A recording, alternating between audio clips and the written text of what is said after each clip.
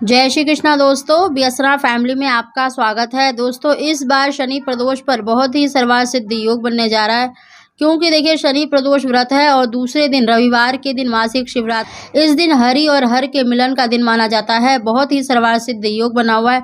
इस दिन आयुष्मान और सिद्धि योग बना हुआ है, जिसके कारण बहुत ही श्रेष्ठ लाभ मिलने के योग बन रहे हैं। इस योग में अगर आप कोई भी उपाय करते हैं तो यकीन मानिए आपको निश्चित ही आपकी जो मनोकामना है वो पूरी होगी। और शनि प्रदोष देखिए संतान को पुत्र को देने वाला माना जाता है, तो इस दिन भगवान शंकर का पूजन अवश्य करें। आप दोनों ही दिन इन उपायों को कर सकते हैं। दोस्तों, शनि प्रदोष और मासिक शिवरात्रि देखिए भगवान शंकर का पूजन होता है और भगवान शंकर बहुत ही भोले हैं। उनको अगर सच्चे मन से एक लोटा जल भी अर्पित किया जाए तो वो प्रसन्न हो जाते हैं। दोस्तों, साथ ही देखिए शनि और सूर्य का बहुत ही शुभ योग बन रहा है। अगर इस दिन उपाय किए जाएं तो निश्चित ही आपको संतान की प्राप्ति अवश्य ही होगी।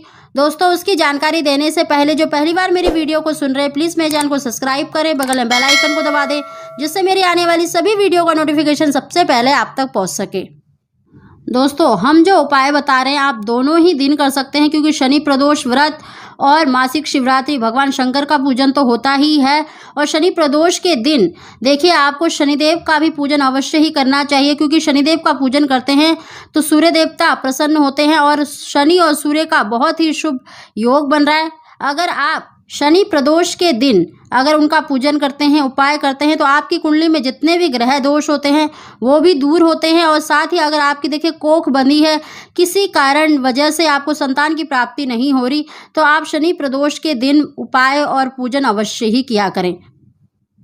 सबसे पहले दोस्तों देखिए शनि प्रदोष के दिन आपको ब्रह्म मुहूर्त में जगना है और सुबह स्नान करने के बाद आपको सूर्य देवता को जल अवश्य ही अर्पित करना है।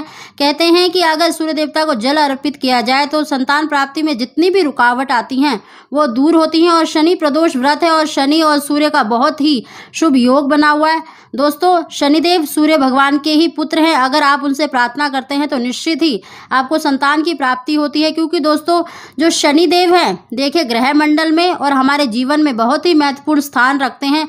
जिस पर भी शनिदेव की कृपा हो जाती है तो उसे जीवन में सब कुछ प्राप्त कर लेता है, लेकिन वहीं पर अगर शनिदेव की दृष्टि टेढ़ी हो जाती है तो वो बर्बाद भी हो जाता है। तो दोस्तों, इसीलिए आपको शनि प्रदोष के दिन शनिदेव का पूजन भी अवश्य ही करना चाहिए।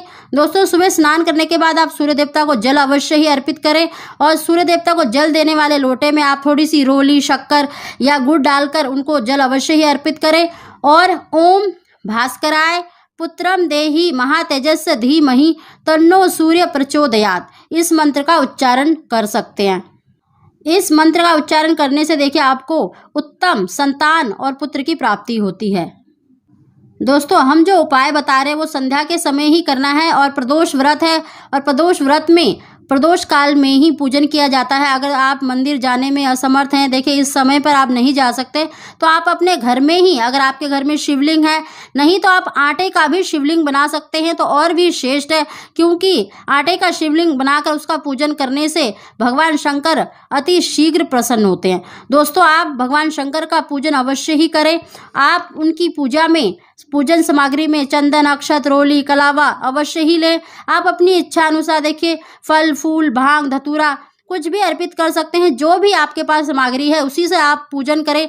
बस भगवान शंकर को देखिए सच्चे मन से कुछ भी अर्पित किया जाए तो वो प्रसन्न होते हैं। लेकिन भगवान शंकर की पूजा में अक्षत यानी चावल अवश्य ही लेना चाहिए। कहते हैं कि भगवान शंकर की पूजा में अगर चावल ना लिए जाए तो पूजा अधूरी मानी जाती है।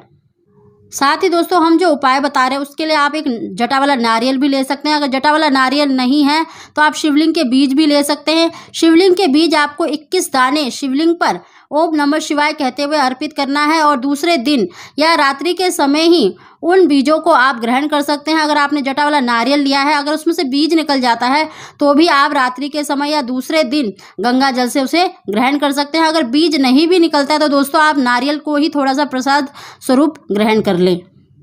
साथ ही दोस्तों आपको शिव जी का पूजन करते समय ही 1 किलो आटा या फिर आधा किलो आटा ले ले, उसमें अपनी इच्छा अनुसार चीनी, शक्कर या बूरा मिलाकर भगवान शंकर को अवश्य ही चढ़ाएं। और चढ़ाने के बाद आपको देखिए इनको चींटियों को डालना है। आप पार्क में, पेड़ के नीचे या पीपल के पेड़ के नीचे आपको चींटियां अवश्य ही मिल जाएंगी, आप उस दिन अवश्य ही डालें। दोस्तों कहते हैं चींटियां जितना अधिक आटा खाती हैं, जितने भी आपके ग्रह दोष हैं वो भी दूर हो जाते हैं। अगर किसी तरह का आपका बंधन है तो वो भी दूर हो जाता है। दोस्तों एक तो ये कर सकते हैं, और दूसरा उपाय ये है दोस्तों कि आप थोड़ा सा आटा ले लें और उसकी थोड़ा सा पानी मिलाकर उसकी 108 गोलियां बना लें।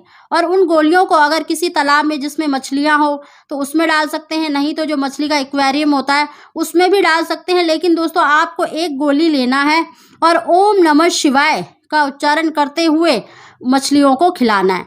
आप अगर आपके घर के आसपास तालाब है तो वहां डाल सकते हैं, अगर मछलियों का एक्वेरियम है तो वहां डाल सकते हैं। दोस्तों ये दोनों ही उपाय आप अपनी इच्छा अनुसार कोई भी उपाय कर सकते हैं, या चींटियों को आटा डाल सकते हैं या फिर मछलियों को गोलियां खिला सकते हैं। दोस्तों आपको ओम नमः शिवाय कहते हुए 108 गोलियां मछलियों को डाल देनी है। दोस्तों जितनी भी वो मछलियां आपकी वो गोलियां खा लेती हैं तो आपका अगर कोख बंधन है तो वो भी खुल जाएगा, और जितने भी ग्रह दोष होते हैं वो भी दूर हो जाते हैं। दोस्तों इस उपाय को आप दोनों ही दिन कर सकते हैं, शनि प्रदोष व्रत के दिन भी और शिवरात्रि के दिन भी कर सकते हैं।